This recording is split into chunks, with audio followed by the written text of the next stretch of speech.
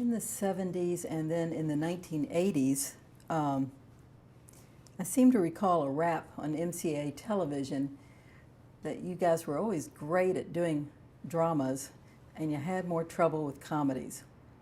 Was that true? Probably.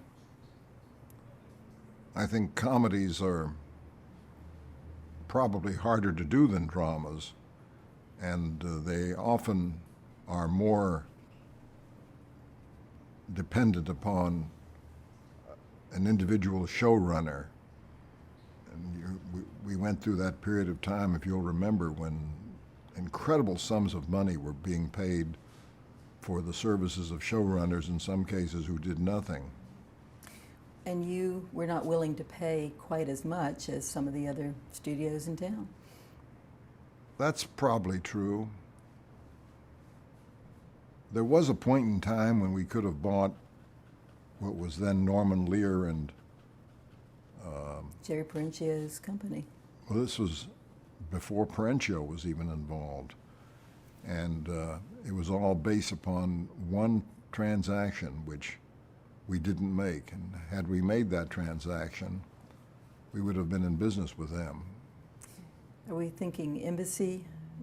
Yeah, that period. Yeah, Embassy was then acquired by Columbia. Yeah, it's you know, going backwards and trying to figure out what could have happened if is a very unsatisfying thing to do. Well, certainly in the later 80s, the syndication value of comedies was quite high, but as I recall, MCA dominated the syndication business. You had the biggest syndication business in television worldwide in the early 80s. We were very big foreign because the comedies tended to be more domestic. But there were exceptions to that. And the 90-minute, you know, once you got into 90-minute and 2-hour series, they had considerable difficulties because a station would have to, you know, if you're a local station and you have the news at 10, you have to devote your entire evening to an hour series, 2-hour series, and we had things like mystery movies which were 2 hours long. Each one was a movie. How involved did you get in terms of giving a green light on a big series, a TV series, or even casting? I mean, once you moved to the president's job, how involved were you with television series? Well, there were some things I was very involved in. There were other things I was less involved in. The negotiating of the terms, I tried to always keep a little bit of a hand in, but somewhere along the line I named Tom Wertheimer as being in charge of basically home exhibition, including home video and television and pay. And I had a great deal of confidence in Tom, even though he had the ability to drive you insane. He's a very smart guy. Drive you insane, how? If Tom got in his head the fact that something should be done, it would never leave his head. And he looks a little bit like a bulldog, and he acts like a bulldog. He grabs you by the leg, gets your pants in his mouth, and won't let go. He shakes like this. He wouldn't, the purchase of USA, he deserves credit for. I'll tell you something else he deserves a lot of credit for, because this was done over my dead body, and that is the continuation of the series Law and Order? Law and Order. I mean, Law and Order was a financial nightmare, absolutely unjustifiable to continue producing, except Tom knew that it would turn, and he was right. I don't think anybody else in town thought it would turn, including Dick Wolf. This was after just, what, a couple of years, as I recall. Well, worse than that. We did the first 5 years, and we couldn't sell. Nobody we owned at that time half of the USA Network. They didn't want to buy it. We'd had to order them to buy it. And look how many things it spun off. I don't know where the numbers are, but if somebody hasn't made a lot of money in addition to Dick Wolf, then somebody ought to look and find out why. Well, ultimately, it was cited as the reason NBC had to buy Universal. I don't believe that. It was the joke, but it had some truth to it. I don't think it was totally a joke. I don't know why NBC bought Universal. To this day? Yeah, do you? I was hoping you'd explain it. Well, I don't speak for NBC. I really don't. I mean, the other, if you stop and think about it, Disney bought ABC, not vice versa. Yeah. CBS went its own way, but they were always more comfortable with production. NBC, this is before, obviously before GE, NBC would always be just as happy that somebody else was producing it. A lot of headaches in production. And, particularly when it got to the point where you had to be on the air so many years to succeed, it became like playing Russian roulette. Yeah.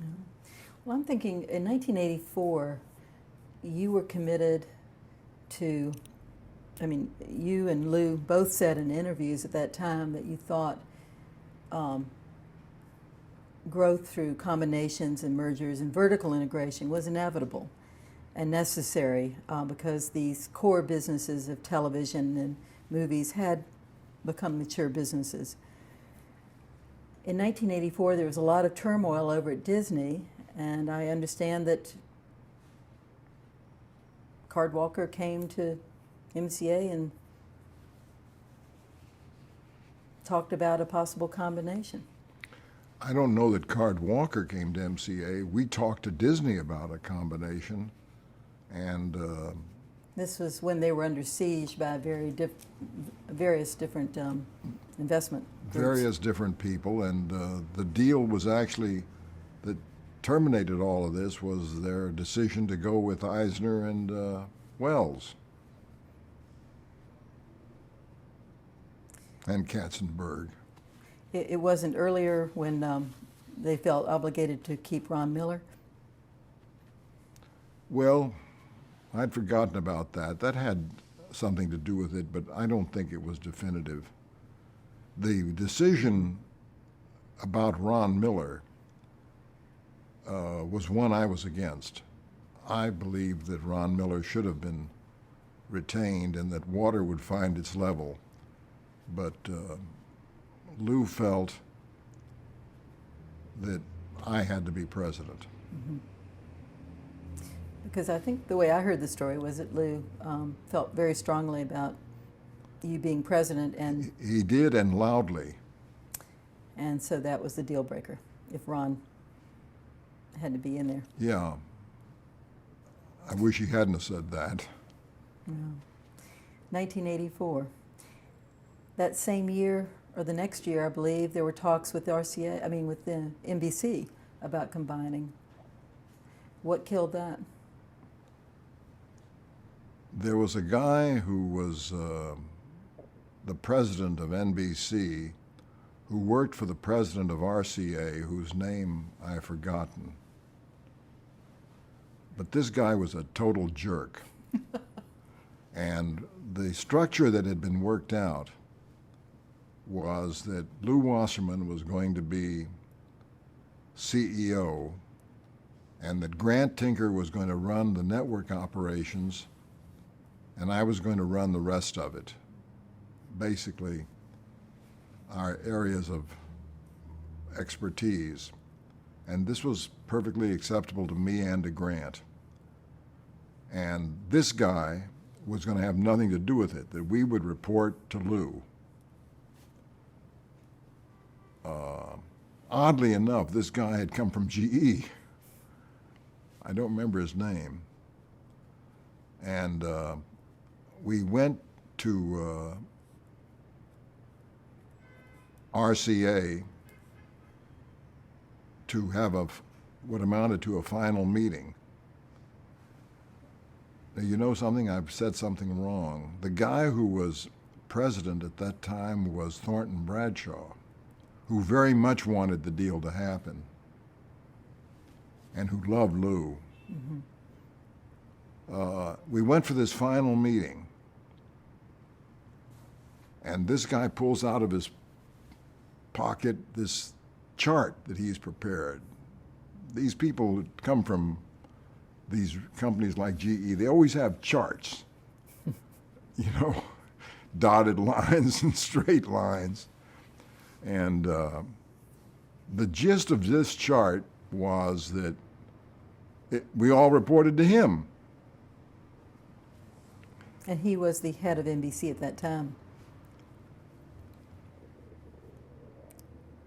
I think he was the head of RCA, and I think Brad was chairman.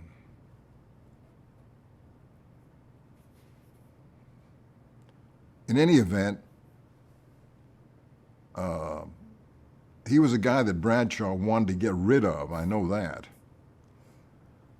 And we saw this piece of paper, and I just blew my stack. I said, why are you here? This has been resolved. Why are you coming here with that trash? And I started to get louder and louder, and Lou was trying to calm me down a little bit, and he says, let's go outside and talk about this. So I humphed and I frumphed, and we went next door. And he said, we're not going to make this deal. He said, don't get upset about it. He said, but we have to stay out here a little bit because it would be offensive to Brad to think that we didn't really consider this, although he had nothing to do with it. And Bradshaw later said, he said, I couldn't fire him because he had hired one or two losers before him and fired them already. And he said, I can't go to my board and say I've fired and I've got another jerk. And that was the end of that. And how would you have resolved the network ownership issue? Because financial interest was still in force. That was a good question. But we were convinced that without our active support of the financial interest rule, that if we had come to the view that it was in fact not the way to go, that we could have gotten it through. So despite that was never solved. Despite all your misgivings and mistrust of networks and your personal philosophy and belief that it does not make for a better business to have that vertical ownership include the network, you were eager to do that deal. Yeah, I don't want to be misunderstood as saying that I'm sure it's better for the world. Philosophically, you're correct. I was prepared to make a deal that against my philosophy of the fact that these deals shouldn't exist. And I think the reason for it was that I realized that I was on a losing side. That, I'd have to go look at a lot of calendars to refresh my memory of things, but it was increasingly clear over the years that the financial interest and syndication rules were going to go. They kept whittling them, chopping them, and it kept being harder and harder. You know, there were more Lou Wasserman parties in the prior year to keep them alive. Well, and you were right, they did end. And they ended not long after you sold the company to Matsushita. I didn't realize it was afterward. The final unwinding of it. Yeah, Didn't they kind of end in parts? yeah, yeah. And Matsushita, what great hopes did you have about that combination with the manufacturer? Well, that's a sad story for this afternoon. We looked at Matsushita as a potentially perfect partner because one of the things that Lou was very insistent on was that he really have the authority to run it. Not that he particularly, I mean, he let me run it, but he wanted to have the authority to run it. And we felt that here, this company, which knew nothing whatsoever about the software business, whose senior people didn't even feel comfortable speaking English, we felt that they were appropriate partners. Unfortunately, as you will remember, everything that could have gone wrong went wrong. The bubble burst. They had billions of dollars worth of loans on their books that they had made to this unattractive looking woman contractor, as I remember, who they were making these loans to finance the construction of buildings where they were getting the business for electronics and refrigerators and all the other stuff that they made. And they were also the, I forget the word that's used, the Guarantor. when you put it all together, it's like Not packager, but I know. What it's you mean. like packager, except you're talking about toilets and fans. And of course, when the bubble burst, these buildings, as in the United States, you know, their value went down. The tenants weren't going to be there, And the management had a complete. they fired the president of the company that we'd made the deal with, a guy by the name of Tani, who was kind of a happy-go-lucky type, and put in a kind of a sourpuss. They fired or eliminated the authority of this guy Harata, who was what they call the statutory auditor. How that phrase came about, they call him that in England too, I think. Basically the CFO.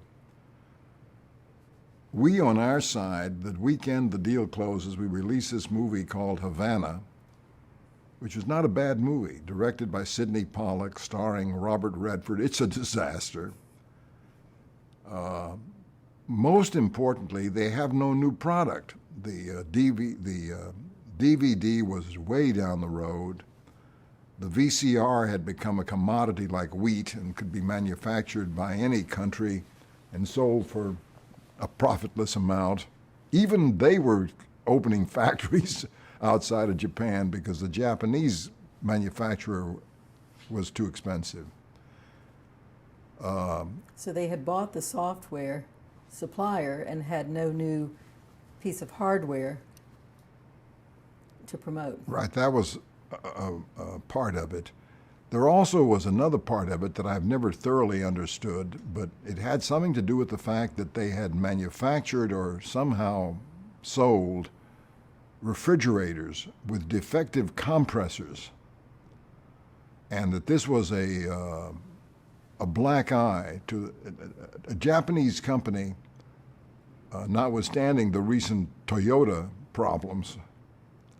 A Japanese company can't sell products that are defective. It's you have to commit harikiri if you do a thing like that, and that was very embarrassing to them. Anyhow, everything went wrong. Did they end up, even in the first couple of months, finance or help you initiate any new direction at MCA? No, as a matter of fact, during the entire period of time that we were in business with them, they never you couldn't say they ever interfered in any operations or lent us money or did anything else. That was 5 years. They did nothing. 5 years. That's right. And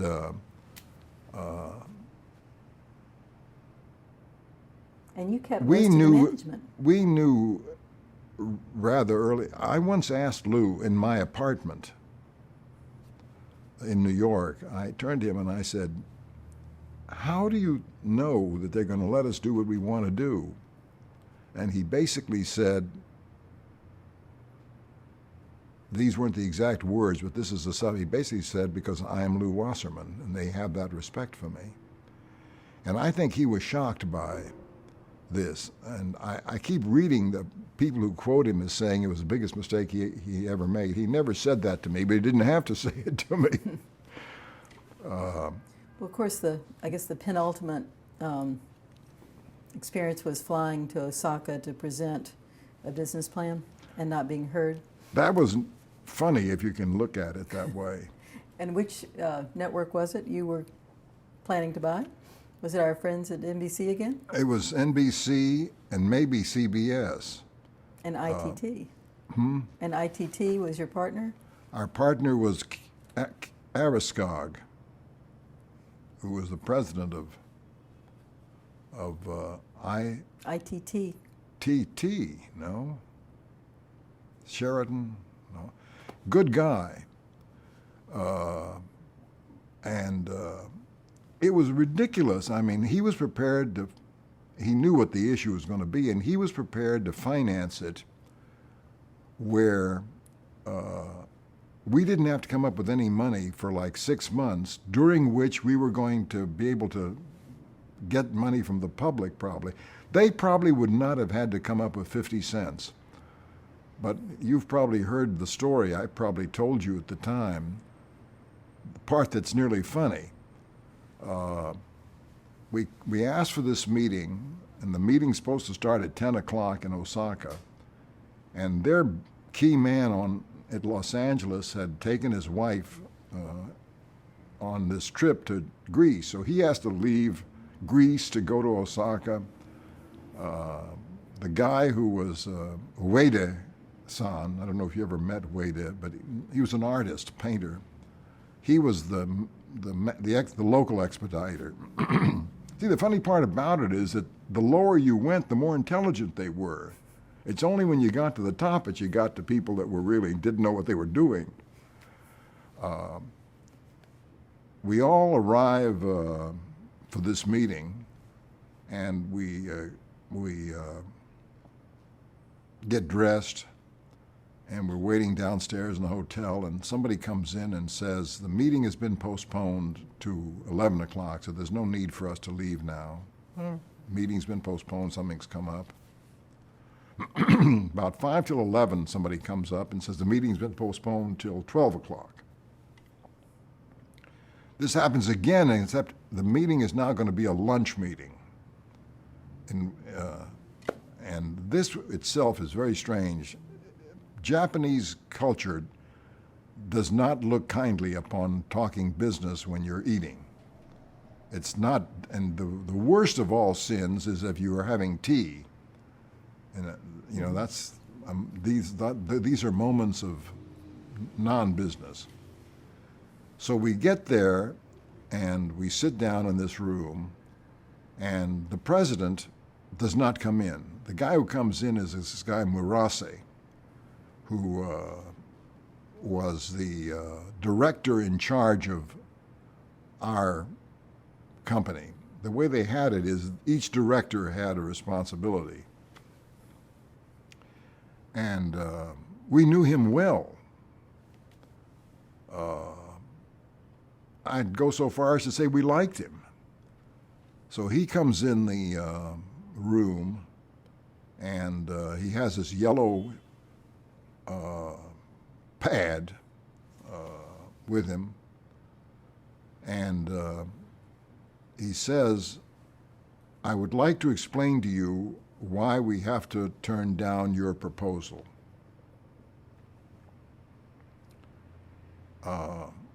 And he starts, and I put my hand up, and I say, "Mr. Murase,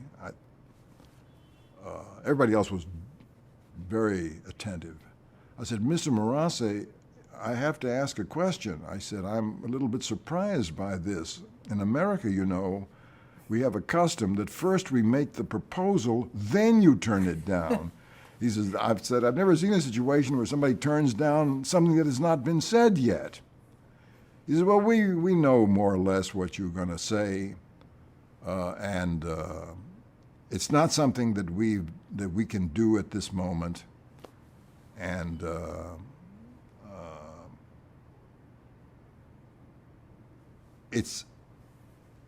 it was quite obvious that they not only wanted to tell us no, but they wanted to kind of send an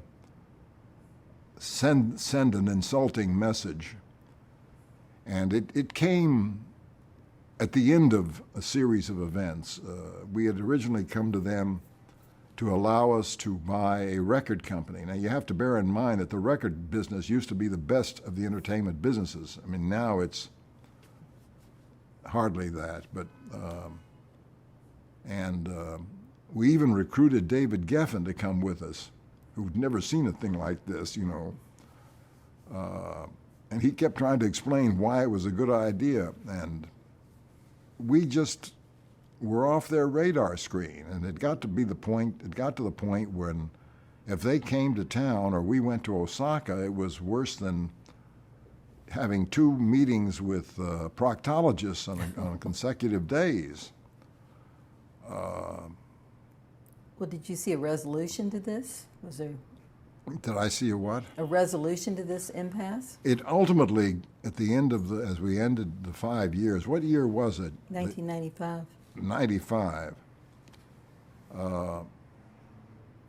As we began to end, things got worse and worse. I took to criticizing them in the New York Times. Rather, no one has done that since. No one's that stupid. Have they?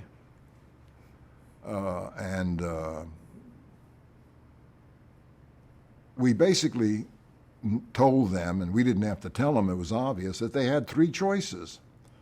Number 1, you paid a lot of money for this company. Let us run it. Let us do the kind of things, you know, we didn't need you for minutia. And it's not as if we were trying to bail out of the company, or, since we thought the likelihood of that was somewhere between slim and none,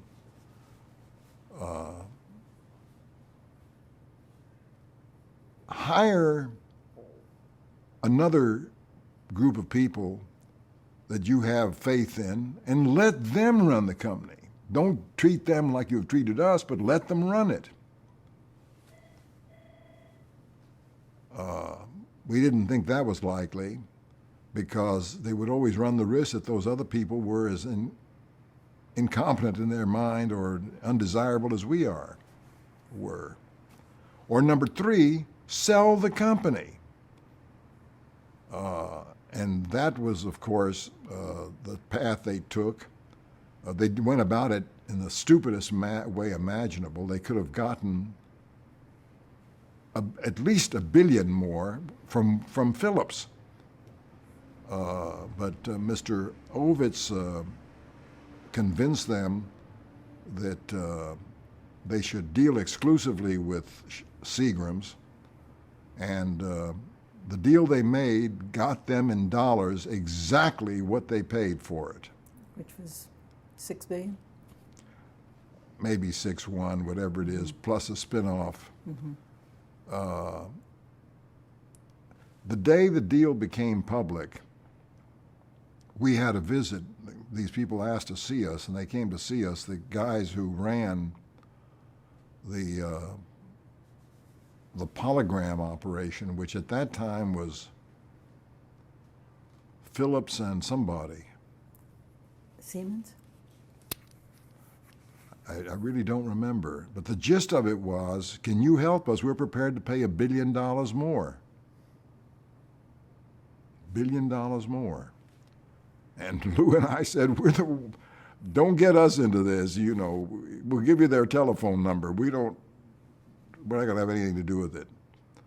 But, I mean, I think in the United States, making a deal like that and only talking to one potential buyer would be corporate malfeasance, nonfeasance maybe. Well, were you wounded by the way it was handled? Wounded? I don't know what you mean by wounded.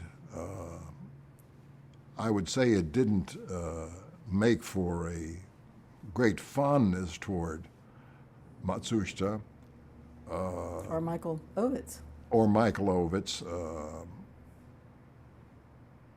Mr. Ovitz consciously misled us as to what he was doing, which would have been justifiable had he not represented that he was doing something else. And we felt we had been double-crossed by him, but as somebody said to me the other day, so what else is new? Well, you immediately made plans to leave, and Lou stayed. No, Lou didn't stay. I mean, his body stayed. He had nothing to do with the operations of the company. They did not give him the courtesy of asking his opinion or his judgment in situations where he could have been very useful to them. I was treated as if I never worked there beyond this deal that we made with them, which For the bubble factory? for the bubble factory, which we later settled. And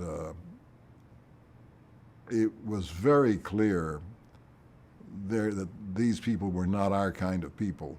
Not that it mattered, but senior is, I don't know, I guess you can argue as to who is the least, I don't know what word, despicable, I don't know what comes to mind. Who is the least, who's the most dishonorable of the father and the son? I mean, I know some of the things the father has done relative to the son that nearly excuses the behavior of the son, but I found him to be a total jerk. And this part of my comment needn't be held for any amount of time. Feel free to quote it tonight. One of the things he did, which I thought was amusing, was that he was convinced that we had the wrong corporate culture. And one of the things that had to be changed was Casual Friday. So he ordered that people were permitted to wear blue jeans or casual clothes on Friday. That we had to. He also had an interview with Connie Bruck, who, whether you think her opinions are good or bad, I don't know anybody that thinks she's a bad reporter. She's written some important books. And in this interview, he refers to the company having been mismanaged. He refers to our having 25 different law firms. I mean, he says all these offensive things. This was printed in the New Yorker. And when he finally saw what he had said in print, he ran up to Lou and said he never said these things. He's being misquoted. Lou probably knew Connie 30 years, you know, and Connie Bruck isn't going to make up this kind of stuff. Not in my opinion, or his. But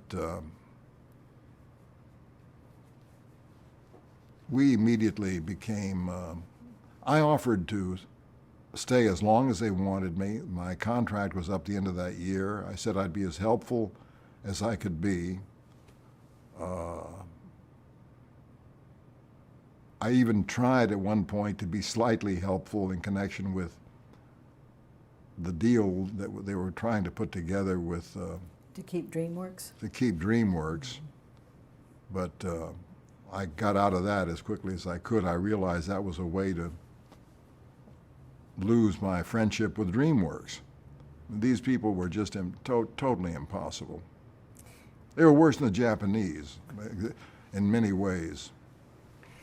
Well, talk about the Bubble Factory. I mean, Okay. you had grown up in television, or as a young adult worked in television. You knew so much about it. You spent all those years working on the platforms and trying to figure out ways to distribute television. Has the Bubble Factory done anything in television? Or has No. it- Can you explain why?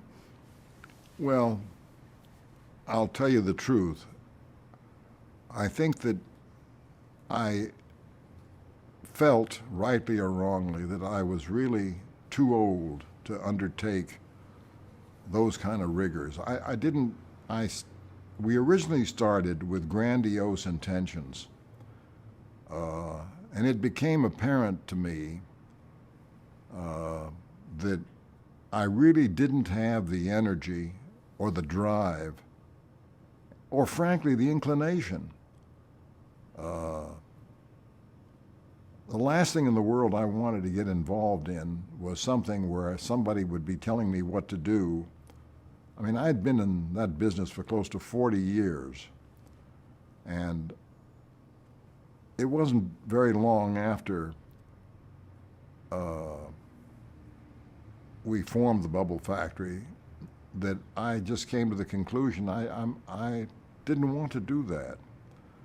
I mean, had I wanted to do that, had I wanted to really stay that active, what I should have done was gone with the group and bought the company. Lord only knows I had people who were anxious to do that. In terms of making a bid for MCA? Making a bid for MCA.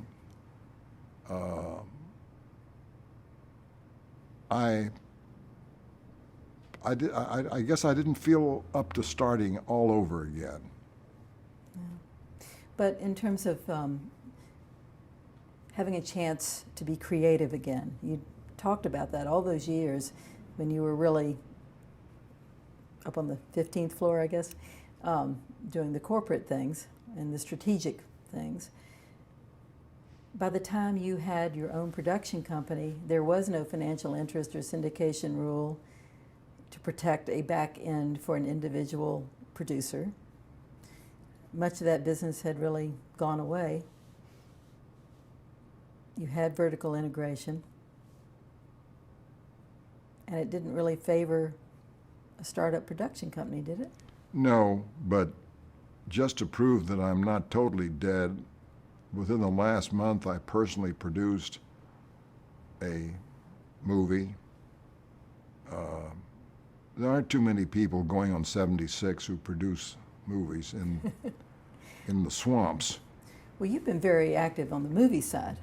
I was Not just trying very to, active I was at just trying to all. clarify the television part. So no production in television, and how many movies now? Oh, I don't know, 11, 12, something like that. We haven't produced any that have really been very successful. And What's this the one, budget range? well, the last one, I'm not going to tell you what the budget range is because I have to make a deal with somebody. We have no distribution deal or anything else, but I'll tell you one thing, I'm very proud of what I think it's going to be. And I think there's more money, more on that screen for less money than anything that I've ever been connected with. On the other hand, we're liable to have a lot of heat because there's a lot of controversial stuff in there. And the name of this project is? Blood. And it was once known as Lockjaw? Lockjaw, once known as Lockjaw, a title which ultimately was unavailable, and I think I'm happy that it wasn't, because I think it puts too much of the focus on a creature when it's really about some other things. Out of the 10 or 11 movies that you have distributed so far or released, which was your personal favorite? Well, in a stupid sort of way, and I mean stupid advisedly, I think we produced a movie called The Jerk that's one of the funniest movies ever made, and we ended up having it released against Star Wars.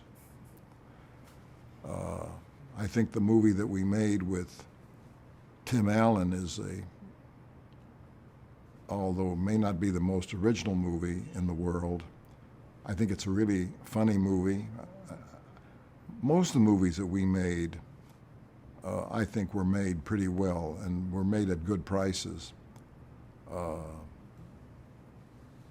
And we'll see what happens with this one. This one is the least expensive of the ones we've produced. But my wife was very anxious for me to do this. Not this particular movie, because she's never read the script, and the very thought of this movie is repulsive to her. She feels it's exploitive of women, which I don't think it is, but that's another story. But she feels that it was good for me to get into something that I could see through completely. And most of the work that I've done in the last 10 years has been Human Rights Watch. And your position with... I've been for 14 years on the board and vice chair, and I have had an intense interest in it. Whether or not I should and can, I don't have the energy I had before. I think one of the biggest things there's two sides to this that are wrong. One is to believe that you have the same energy, the same focus, and the same ability as you had 20 years ago or 15 years ago. It's not true. At least it's not true in my case. Two is exactly the opposite, to believe that you have nothing to contribute and play golf or whatever those people do. I don't know how to play golf, I don't know how to play tennis, so I can't, is also bad for the psyche. So I found that the Human Rights Watch, with which I don't agree on all subjects, I found it to be something that's good for me, and I think I've made some contributions to it. Well, you've always been known as a very loyal person, loyal to Lou. Lou was loyal to you, loyal to old friends, your family, and obviously to this organization. But looking back on your career, was there a time, were you guilty of being loyal to a fault? Yes, I think so. Can you give any of those instances? I can, but I won't. I think that's a fair statement, and I should have said that myself. I think that's been a fault of mine in more than one occasion, when I have put loyalty to me at such a high level that I end up being disloyal to a greater good. And I think that's been the case with certain staff and other occasions. But I'll tell you one thing, I am loyal. And I don't know if you remember the speech that I made at Lou's memorial service, which was the most difficult piece of writing I've done, and I think the best. And the entire focus of that speech is on loyalty, because I really learned loyalty from Lou. And to the degree that I knew Jules Stein, and I'd be kidding you if I told you I knew him well. I haven't met the person that knew him well. But to the degree that I knew him, both these men had incredible senses of loyalty. They could be in a meeting involving the most important things in the world. And if somebody called up and said that some guy who's in charge of something in Cincinnati has just had a car accident, everything would stop. And they would be on the phone, and they'd be calling the biggest and most important doctor in Cincinnati and finding out who, I mean, they were very loyal people. I'd love to ask you about one instance where you were loyal to Lou. If I know the story correctly, you were approached about taking the top job at Columbia Pictures. There was an overture made to Repeatedly. you. You refused to even have a discussion? I did. A relative of mine was very close to Dan Lufkin, and it finally got to be one of these things where he said, look, say no, but please, please take the meeting. It's embarrassing to me. I can't get you to at least take the meeting. And Mr. Lufkin's position or relationship to Columbia was as an investment banker? Or board member? Whatever. I think he was a board member, and I think they were investment bankers. Anyhow, he was the point man. They ultimately hired the fellow that had paralysis, who became Fay Vincent. Fay Vincent. And I finally agreed. I said, I'm going to do this. I'm going to have this, but I'm just telling you that I don't want to kid you. I'm not interested. So we have lunch at this hotel in his suite, and he takes out this, I'd seen others do this before, it's very dramatic. He takes out this little pad of paper, and he says, you write down the terms under which you will come to Columbia, and I'll deliver those terms. And I said, no. He said, what do you mean, no? He said, you can't tell me that there's no terms under which you would come to Columbia. I said, yes, I can. I said, I will never walk into Lou Wasserman's office and say I'm leaving. Never, under any terms. And he looked at me for a second, and he says, you know something? I believe you. And that was the end of that. Well, Sid, what have we not talked about that is important to you and important to the story of television and MCA? Well, we haven't talked about the fact that I've been married 54 years, which is a rare phenomenon in this town, that somehow through all this craziness, maybe not doing the world's best job, but doing the best job I knew how to do, we've managed to have two. That's good. I'd hate the world to think that my entire life was spent working on these things. We also have not talked about any other parts of the company hardly, other than. I know we focused tremendously on television and the strategies, because of the Academy. But if you stop and think for a moment, I was ultimately in charge of a publishing company, a record company and music publishing, a gift company, a gift company and gift and junk company, or whatever you want to call Spencer Gifts, a tour company, a tour and recreational services company, a television station, a lot of things other than movies and television shows. That's true. And at one point you had an SNL. Yeah, I think my contribution to that was somewhere between slim and none. I never understood why we were in that business.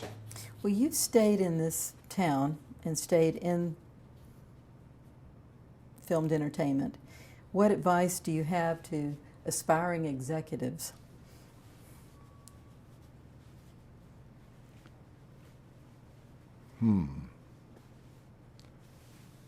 I would say, I don't know what I would say.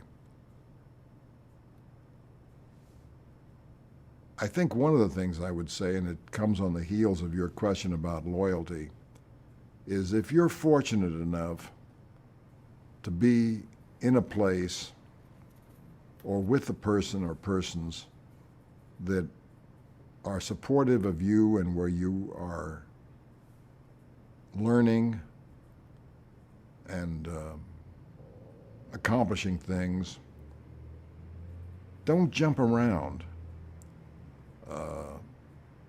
Stay where you are, learn what you can from the people that have faith in you, and I think that's good advice. When I stop and look back at my career, I realize the incredible importance of people like Lou Wasserman to me, Jennings Lang, Walter Hanley, my wife, all of whom can be difficult upon occasion, but all of whom were very instrumental in my life.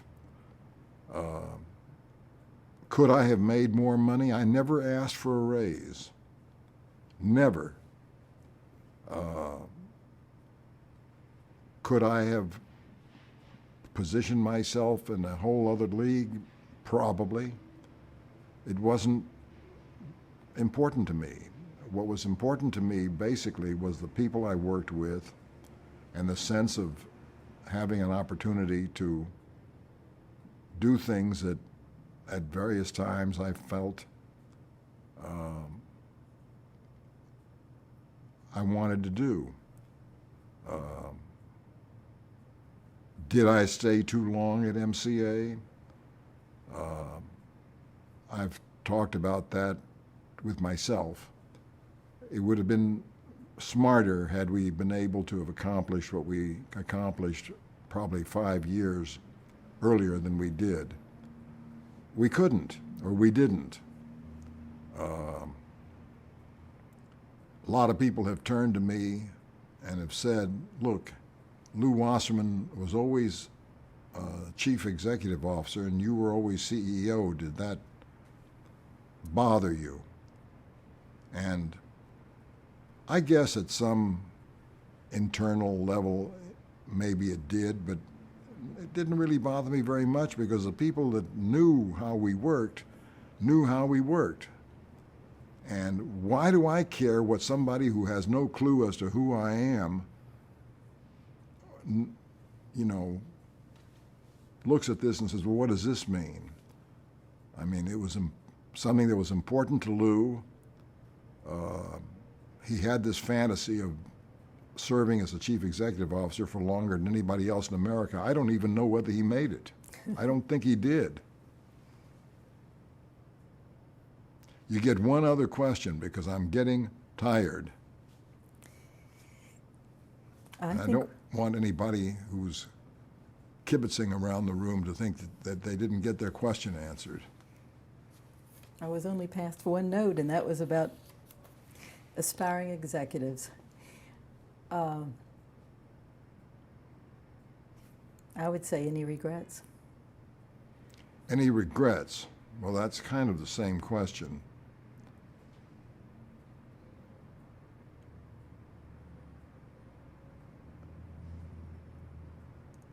I would say I have one generalized regret, but I'm afraid that my upbringing is such that I would do the same thing over again.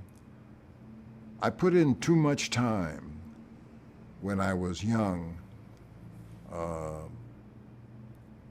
doing the work of MCA, and there were too many nights I came home too late and too many mornings I left too early, and I didn't have a chance to spend, or I chose not to spend, the kind of time that I regret not having spent with my family, as a result of which I think that I gave up the only true thing that you really have and that's time. You can't recapture that. But I would say other than that, which I've tried to do, probably the reason I really formed the Bubble Factory, if you put me under sodium pentothal and find out what the truth really is, I would say that's the only thing I can think of. Thank you. You're welcome. Anything else from the balcony?